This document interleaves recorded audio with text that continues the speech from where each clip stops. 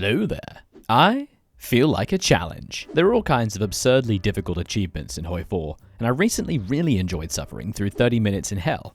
So I thought, why not punish myself some more? The Battlecry achievement requires you to start as one of the weak, terrible Chinese warlords and conquer all of China and Japan. So after dozens of hours of practice and shenanigans, I think I figured out a very cheesy way to win and get one of the hardest achievements in the game. For more challenge and achievement runs, like the video and subscribe, or Mewing Li Zonggren will visit you in your dreams. Okay, here we are. Green China. Guangxi Clique is easily the best Chinese warlord because it has billions of wonderful resources, a decent amount of industry, an okay army, and the absolute chad that is Mewing Li Zonggren. Just look at that. To get this achievement, we need to dominate all of China and also Japan. So we have to contend with the Sino-Japanese War and the leadership of China. There are three main ways to go about getting leadership of China, either going with the nationalists with cooperation, siding with the communists, or going opposition. Opposition is definitely the interesting one because you do cross-border raids and slowly grab more and more of China, but I'm going to show you a very interesting little trick to make it a lot easier. So to that end, we're going to be going with the cooperation with the nationalists and pretending we're on their side. But you see this? It's not going to last that long. Eco-wise, we're absolutely terrible, but we mainly only want to focus on economy right now because why not? We don't really have anything else.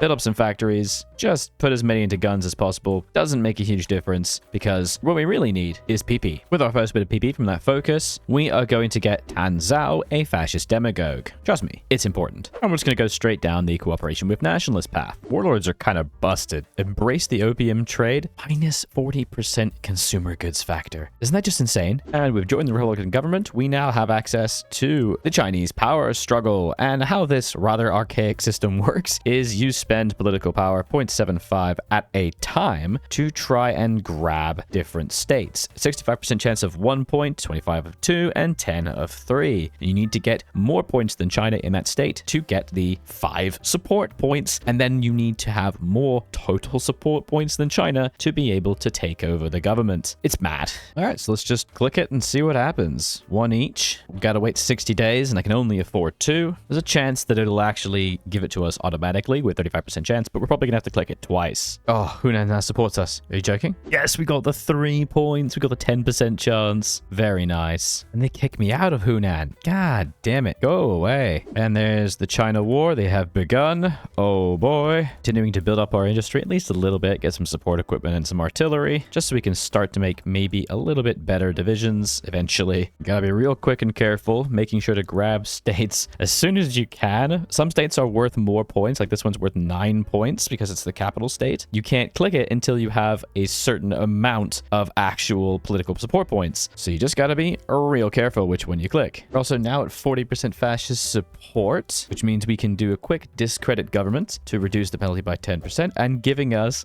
50% fascism. Oh, and there we go. Shanghai now supports us. We now have national leadership capabilities, so we can actually click this, which is very nice. But first, we're gonna do something very fun. We're gonna scroll all the way down here and do hold national referendum, becoming the fascist party, the third Guangxi Clique. The reason why this is so important is because now we can ask to join the Japanese faction, which we'll do. And there we go. Now that we are in the Greater East Asian co-prosperity sphere, we can do something very funny. We can click take national leadership. As you can see, it says that I will join all wars that China is fighting and I will annex China. Except, no, that's not true, because watch what happens. Chiang Kai-shek submits. He did not comment. 3 cheers for Li Zonggren, but because I'm in a faction with Japan, I don't join the war against them. I'm totally free, baby. I'm now completely at peace, and I have all of China. And now that we are a massive, massive China, we're going to do power struggle. I really should have done this a little bit earlier, but I didn't want to do a focus because it meant I couldn't grab 2 states at the same time. But by completing this, you gain the focus tree of nationalist China, and more importantly, get cores on everything in China. That is really what we're looking for here. Japan is trying to call us into the various wars they have, but we're just going to sort of ignore them for a bit because I don't really care about that. Oh my god, I also gained the entirety of China's army. Oh my god. Yeah, I'll take it. I'll take it. And then we got their equipment stockpiles. That'd have been nice. Oh no, we did. We got their planes and their leftover equipment. Oh, that's real good. We have sadly still got their army corruption, malice, unfortunate, and ineffective bureaucracy, and low inflation. So we are still a bit weak, but we have absolutely loads of time time to build up an economy. I would recommend getting a military advisor early. I really wish I'd done that at the start, because then I could have been stacking up XP this entire time. Oh no. And now we are officially Third Guanxi clique, but we're more like China. We have the Chinese flag, but we get to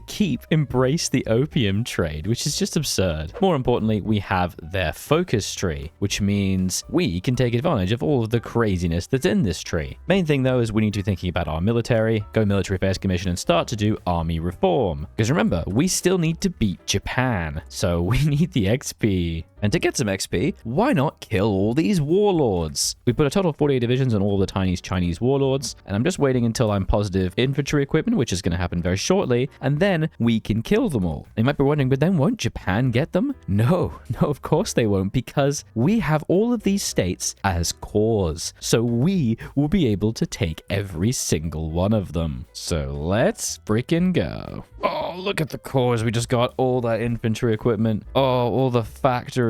Oh, it's fantastic. Yes. And Japan's going to give us a big pile of guns as well. Thank you. I'm just going to battle plan into this and try and generate as much XP as possible, because why not? Oh, there goes Communist China. That was a bit easier than I was thinking. Okay. And there goes Shaanxi. Not getting as much XP as I would have liked, but that's okay. Honestly, don't need that many factories right now. I think what we need to do is start building some dockyards in preparation for the invasions of Japan. We're going to need to take a couple years to build it up, but that's okay. Truly just throwing my man at the breaches entirely to get me more XP. Like, I literally do not care if I actually take anything. Go, we get our very first army reform. It's beautiful. Really do need all of it as much as we can. And I honestly kind of want to finish this now so that I can actually... Oh, God. What did I do? Oh, I messed up. I clicked the wrong button. I accidentally assigned everybody to the wrong front line. But I really want to be able to get a next research slot, and I have to be at peace to make that work, unfortunately. And there we go. And look at that. A fully united China. I got it all, baby. That is fantastic.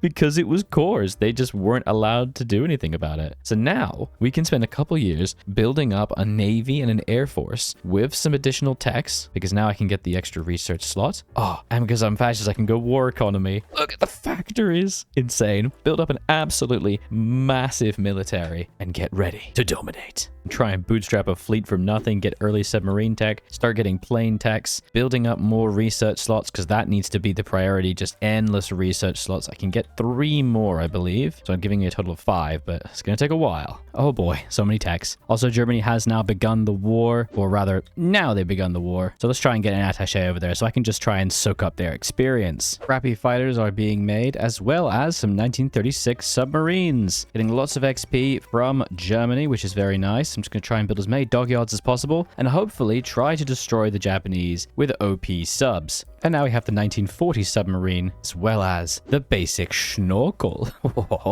Reducing sub-visibility. Incredibly good. Also making a fighter and a naval bomber as well, just to try to get some superiority and actually try to sink some ships. Oh, Japan is now doing strike south doctrine. Okay, gotta get ready. I realize I should have invaded Japan before they signed the tripartite pact. I could have easily taken all of their mainland holdings and then just waited to destroy them later. Whoopsie. China will reign supreme. It's okay. Oh man, what? Finland and the Soviets are already at peace. What is going on? And there goes the deck onto the Philippines. Okay. Have fun with that, buddy. See you later, nerd. Not in your faction no more. You know what? I don't like you. I'm just going to justify to retake core state as well, just because it's faster than going through the focus tree. We're also going to make it a little early cruiser, because if you're not aware, the naval supremacy calculation for ships is based on the production cost of the ship times its manpower, and the amount of manpower is tied to its chassis, and basically building a light cruiser is just the most efficient way to get naval supremacy. So we're just going to make an absolutely jam-packed light cruiser, fill it full of things, and go crazy. Oh, I completely forgot about Indochina. Okay,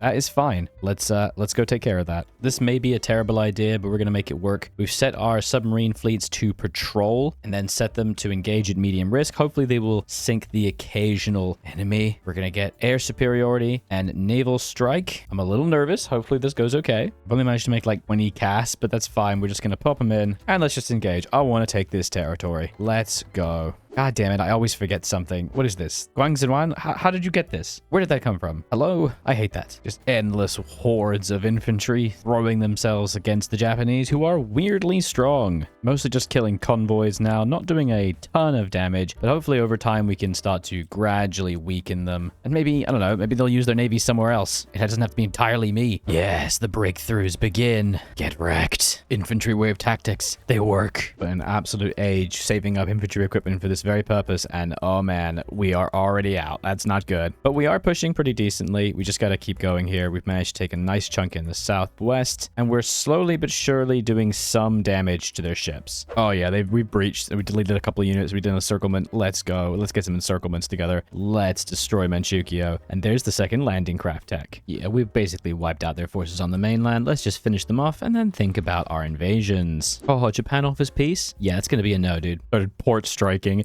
and immediately kill a carrier.